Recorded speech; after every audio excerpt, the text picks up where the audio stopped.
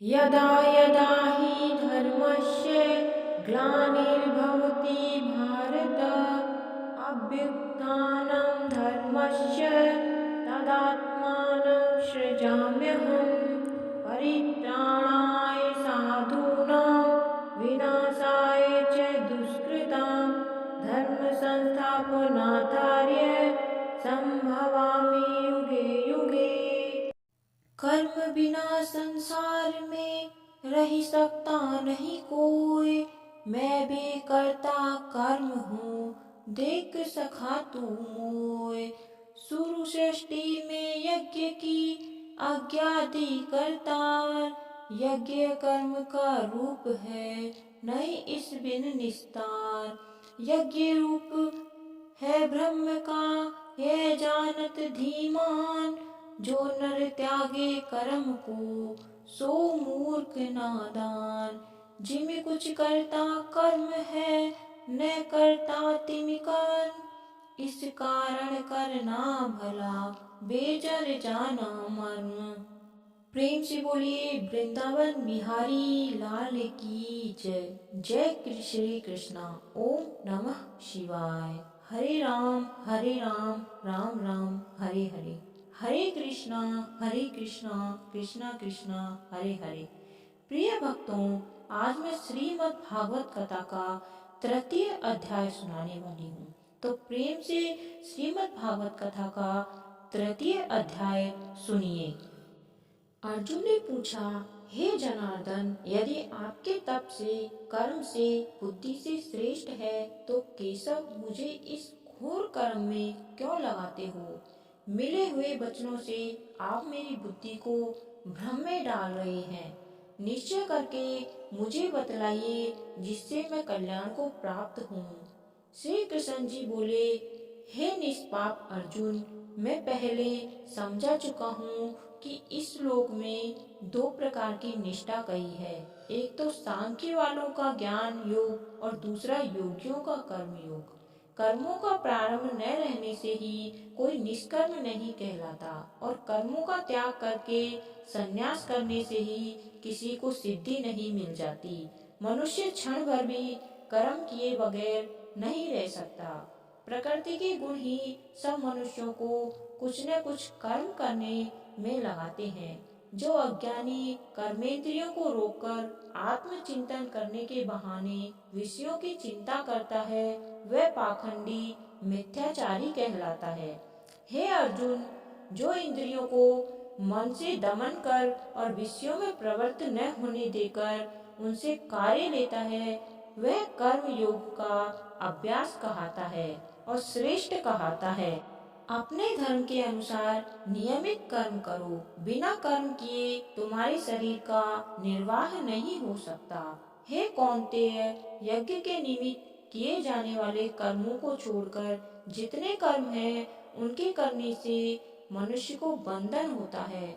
अतएव तुम फल की इच्छा त्याग कर यज्ञ के लिए कर्म करो। सृष्टि के आरंभ काल में ब्रह्मा जी ने यज्ञ सहित प्रजा को उत्पन्न कर प्रजा से कहा कि यज्ञादि कर्म करके वृद्धि को प्राप्त होंगे। यही सब कर्म तुम्हारे निमित्त कामधेनु होवे। इस यज्ञ से तुम देवताओं को संतुष्ट करते रहो और देवता भी तुमको संतुष्ट करेंगे। इस प्रकार परस्पर वार्ता करते हुए तुम और देवता कल्याण को प्राप्त होंगे। यज्ञ आदि कर्मों से प्रसन्न होकर देवता इच्छित सुख की सामग्री देंगे, परंतु उनके दिए हुए दान को जो बिना उनके भोग लगाए ग्रहण करता है, वह चोर है।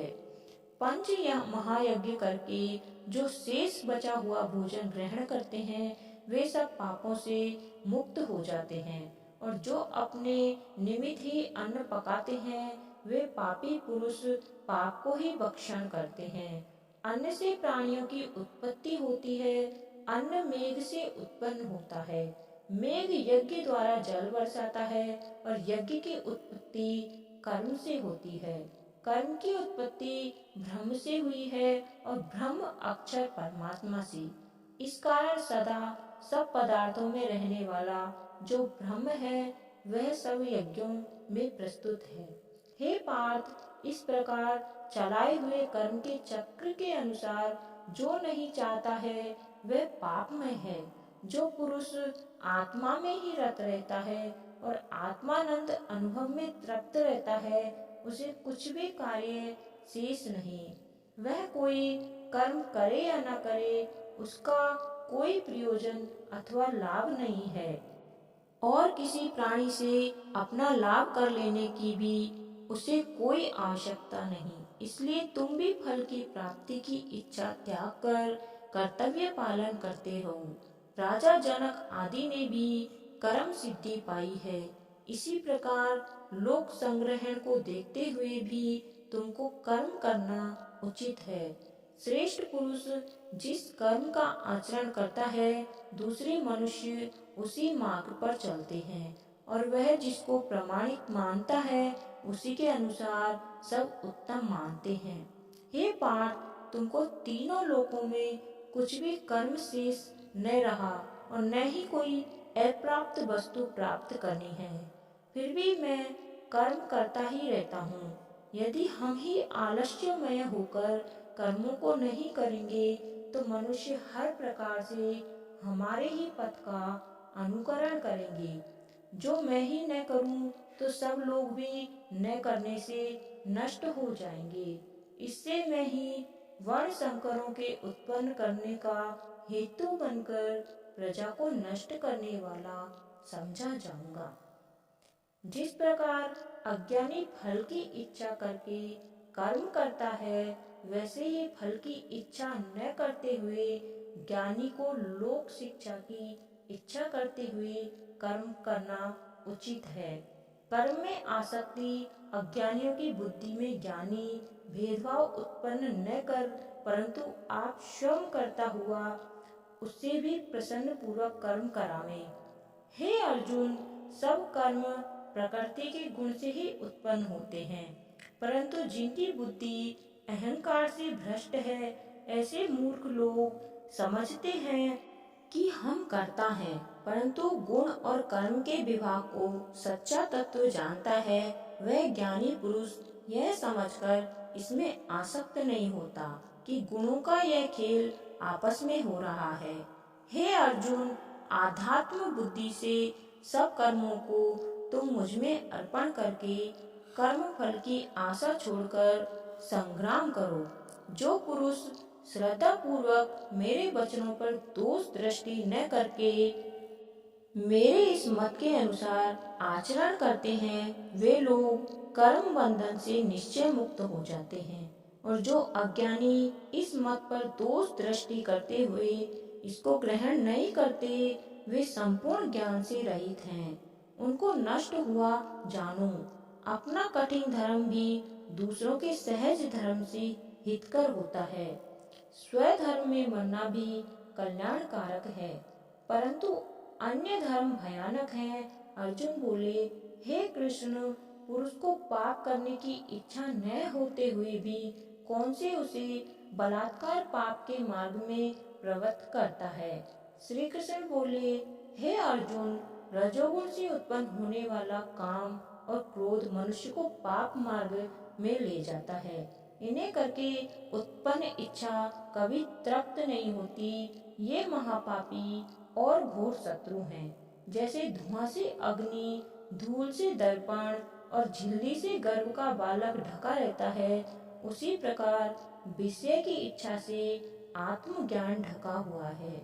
हे कुंती पुत्र, इस शत्रु काम को करके ज्ञानियों का ज्ञान आच्छादित हुआ है।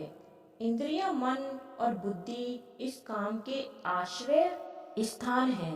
इनके सहारे विषयेच्छा ज्ञान को आच्छादित करके जीव को मोहित कर लेती है। अतएव तुम सर्वप्रथम इंद्रियों को वश में करके ज्ञान और विज्ञान को नष्ट करने वाले इस काम को जीतो। कहते हैं कि इंद्रियां प्रबल है और इंद्रियों से भी प्रबल मन है। इस प्रकार जो बुद्धि से परे है, उस आत्मा को जानकर निश्चयात्मक बुद्धि द्वारा मन को निश्चल करके, हे महाबाहो, तुम उस दुर्धर शत्रु काम को जीत लो। प्रेम से बोले वृंदावन बिहारी लाल की जय। जय श्री कृष्णा। इस प्रकार भागवत गीता का तृतीय अध्याय समाप्त हुआ। प्रिय भक्तों, अब सुनते हैं तृतीय अध्याय का तृतीय महात्म्य। नारायण जी बोले, हे लक्ष्मी, एक शूद्र अकेला ही वन में रहता था। अनर्थों से उसने बहुत सा द्रव्य इकट्ठा किया। किसी कारण से वह द्रव्य जाता रहा। तब वह शूद्र बहुत चिंतित रहने लगा। किसी से पूछता कि ऐसा कोई अंजन बताओ जिसे नेत्र में डालकर पृथ्वी का पदार्थ निकाल लो। तब किसी ने कहा, मांस मदिरा खाया पिया कर। वह मोटा कर्म करने लगा।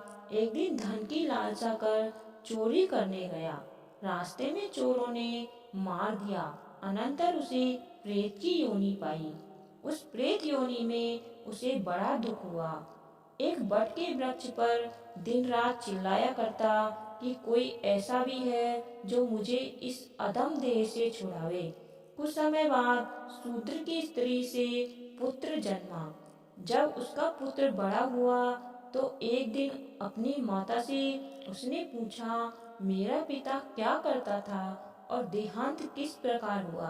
तब उसकी माँ ने कहा कि तेरे पिता के पास धन बहुत था और वह यूं ही जाता रहा।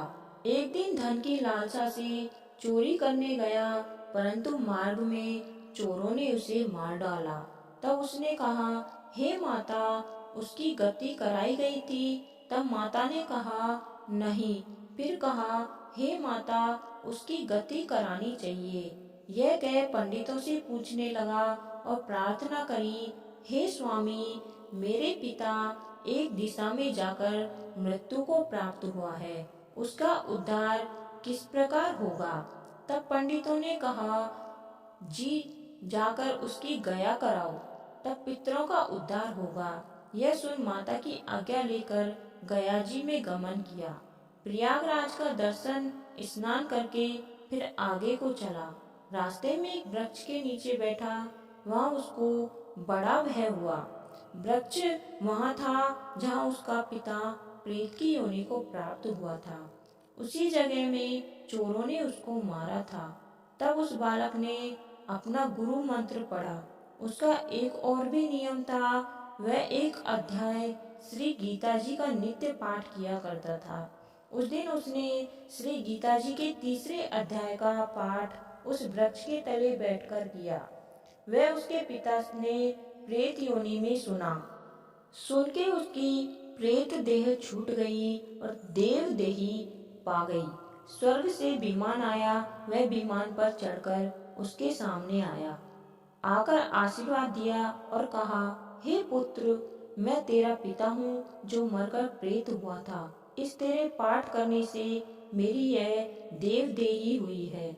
अब मेरा उद्धार हुआ है। अब तू गया जी में अपनी खुशी से जा। इतना सुनकर पुत्र ने कहा, हे पिताजी, कुछ और आज्ञा करो जो मैं आपकी सेवा करूं। तब उस देव देही ने कहा, देख, मेरी 7 पीढ़ियां पितर नरक में पड़ी हैं, बड़े दुखी हैं। अब तो श्री गीता जी के तीसरे अध्याय का पाठ करके उनको इस दुख से मुक्ति प्रदान कर। इतना वचन कहकर वह देव देही स्वर्ग को गई। तब बालक ने वहाँ तीसरे अध्याय का पाठ किया। सब पितरों को पुण्य देकर बैकुंठ गामी किया। जो जीव गीता जी का पाठ करे या श्रवण करे, उसका फल कहाँ तक कहे, कहने में नहीं आ सकता। तब श्री नारायण जी ने कहा, हे लक्ष्मी, यह तीसरे अध्याय का जो फल मैंने तेरे लिए कहा है सो तूने सुना है, तो प्रेम से बोलिए वृंदावन बिहारी लाल की जय। जय श्री कृष्णा। राधे राधे। ओम नमः शिवाय। प्रिय भक्तों, श्रीमद् भागवत गीता का तीसरे अध्याय का तीसरा महात्म्य समाप्त हुआ। उम्मीद करती हूँ कि आज की यह कथा आपको बेहद ही पसंद आई होगी। अगर आपको हमारी यह कथा पसंद आई है तो चैनल को सब्सक्राइब अवश्य करें। कमेंट में राधे राधे जय श्री कृष्ण लिखना न भूलें। कथा सुनने वाले और सुनाने वाले सभी का भला हो, आपकी सभी मनोकामनाएं पूर्ण हो। धन्यवाद। आपका दिन शुभ हो। आप सभी हमारे चौथे अध्याय को अवश्य सुने।